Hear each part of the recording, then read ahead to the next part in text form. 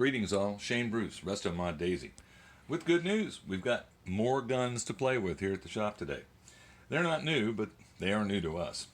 Today we're going to talk about what came in the mail, and that's a pair of Daisy Model 111s and a pair of Daisy Model 1938s. Now, if you look at all these guns, you realize that there's problems with each and every one of them. The 111s we'll start with to begin with.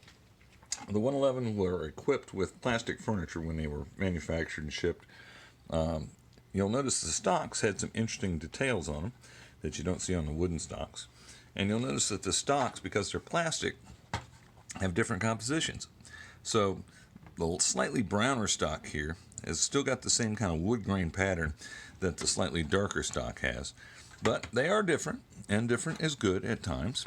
Now, these guns originally were equipped with a forearm and a barrel band.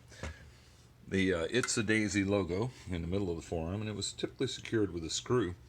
But because they're daisies and because young boys played with them hard, the forearms and the barrel bands didn't always survive. So we have below it a naked version of the same gun. Now, both of these guns were equipped with shotgun style butts, straight stocks. They were also equipped with metal levers and metal triggers. Now, we'll take a look at the levers real quick because there's some differences there. This particular lever is a Daisy lever with the bullseye in the letter D, but no line down the lever handle. And we drop down to the one below it. Same basic logo, but you'll notice it's been oriented differently on the lever and has an accent line that runs down the lever handle itself. Essentially, the levers are both high pivot levers, and they're very similar, except for the location of the logo and how the logo is put on the gun. Now let's move on down to the front of the guns, and we'll take a look at the fact that these are both lightning loader shot tube guns. Now that's a holdover from 1938, and sometimes, this is a good example of what can happen sometimes, this shot tube, for whatever reason, is frozen in its current position. Now that does not mean it will not come out, because it will, but it's going to take some persuasion. More persuasion than we have time to cover today. But don't be alarmed if you run into an old Daisy that has this malady, because it's fixable. Now, let's unscrew the shot tube and we'll show you what came in the guns, which was the standard rattle trap shot tube, because these guns were rated from anywhere to 400 to 600 to 700 rounds per. There's the shot tube. You'll notice it's missing its retention spring. That's pretty common in these old guns. That piece went away pretty easily. This one is a seamed shot tube. There it is. By seamed, I mean it's a piece of flat steel that was rolled around a mandrel, and this small seam runs all the way up to the end of the muzzle. And these older guns, especially ones that have been fired a lot, sometimes this metal gets fatigued, stressed, and the seam opens up. You lose velocity there. That's a good reason to replace this kind of shot tube with the new Model 25 shot tube, which is a standard thing here at Restomod. It gives you more velocity, gives you a little bit more heft on the gun. Overall, it's a win-win. Now, both of these guns had metal triggers. Of the two guns we've got, that one has no trigger spring, but this one does. So that enables us to do a function test at this juncture, which is to cock the gun, pull the trigger, and see if it makes a sound. So let's see what happens. It cocks. That's great. Nah, it makes a foot. Maybe that's good. We don't know. We'll find out later if it's going to shoot or not. Now, because they're both Model 111s and because they're both Rogers, Arkansas guns, both guns have an oil here hole. This is not a feature you'll find on a number 111 Model 40 because they use leather seals, not the rubber seals. And when Daisy transitioned to the rubber, neoprene, whatever composition you want to call it, seals, oil holes were mandatory because otherwise the guns would burn up in about 1,000 rounds. You had to continually lube the gun to make it work.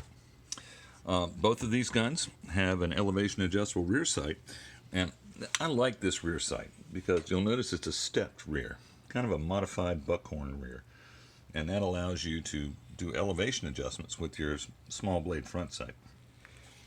So these two guns are great examples, and we're going to do wonderful things with them. Let's move back to the next two guns. Now, these are Model 1938s, which preceded the 111s, but came after the Model 11140s.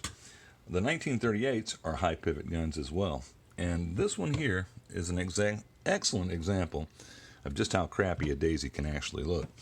If you'll take a look at the surface of the steel, you'll notice there's not hardly a lick of finish left on it. And it's had a rough life. The rear of the rear sight, the back of the rear sight has been broken off through some measure, somehow, some way. It still has a trigger return spring, that's good. And it's got a buttstock. But we know the buttstock is not correct because it has a straight lever, or the lever's not correct. It should be a curved lever like the unit above it. The buttstock has a Red Ryder logo on the other side, which is correct for the 1938s. This is where it would normally go on a 1938. And as you can see, this buttstock's had a rough life. Most of the engraving is gone. Down here is fairly firm, but everything at the top is long gone, not to mention beat to pieces. And it's barely hanging on by the top stock screw. We get down to the forearm on this gun. You'll notice that the fake magazine tube is missing. That has been dismounted at some point in time, somewhere, somehow, some way. It also has a shot tube, which is always a find on a bottle cap daisy. If you get a bottle cap daisy with a shot tube, that's 90% of the problems you might have, and they will be fixed, except when you run into one that looks like this. Now, remember what we told you earlier about seamed shot tubes. See that small seam? This bleeds enough air to where people took remedial action to try to stop the air leakage and keep the velocity up at a acceptable level. In this particular case, the prior user has taken electrical tape and wrapped it. A smart, sound move. But electrical tape and lubricant don't normally mate very well. And predictably, over time, and God knows how long, there's a 60-year window. 60-year window of destruction. That one opened up pretty good. And I understand now why the tape was in there. Is that salvageable? Maybe. Maybe not. For the cost of a new Model 25 shot tube, I don't think I'd mess with it. But since I mess with daisies, I might mess with it anyway. I wonder how that happened. Well, there's a mystery for you. All right, and let's move back to this gun, the last 1938B. Now, 1938. What makes this kind of keen is that this buttstock came off a gun like this, a Model 11140, because this is a Fred Harmon signature gun stock, and it has the Red Ryder logo on the left side. So this buttstock went to an older Daisy at some point in time. And as you can see from the gun itself, it's already got a really vicious surface crack here. That is repairable. And it's a 1938, so it's a high pivot, metal lever, metal trigger, and it's got no shot tube on this one, no joy there. But metal-wise, it doesn't look too bad.